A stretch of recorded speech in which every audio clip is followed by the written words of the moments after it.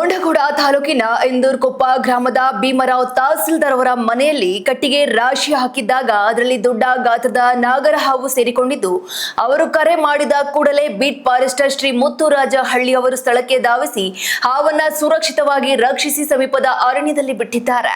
ಹಾವುಗಳಿಗೆ ಕಟ್ಟಿಗೆಯ ರಾಶಿ ಅತ್ಯಂತ ಕತ್ತಲೆಯಾದ ಹಾಗೂ ತಂಪಾದ ಸುರಕ್ಷಿತ ಅಡಗುತಾಣವಾಗಿರುವುದರಿಂದಲೂ ಅಲ್ಲಿ ಇಲಿ ಹೆಗ್ಗಣಗಳಂತಹ ಆಹಾರಗಳು ಸುಲಭವಾಗಿ ಸಿಗುವುದರಿಂದಲೂ ಅವು ಆಕರ್ಷಿತವಾಗ್ತವೆ. ಹೀಗಾಗಿ ಮನೆಯ ಸುತ್ತಮುತ್ತ ಕಟ್ಟಿಗೆಯನ್ನ ನೆಲದ ಮೇಲೆ ರಾಶಿ ಹಾಕದೆ ನೆಲದಿಂದ ಸ್ವಲ್ಪ ಎತ್ತರದಲ್ಲಿ ಸುರಕ್ಷಿತವಾಗಿ ಜೋಡಿಸಿರುವುದು ಹಾಗೂ ಆ ಜಾಗವನ್ನ ಆಗಾಗ ಸ್ವಚ್ಛವಾಗಿಟ್ಟುಕೊಳ್ಳುವುದು ಹಾವುಗಳು ಬರದಂತೆ ತಡೆಯಲು ಅಗತ್ಯವಾಗಿದೆ.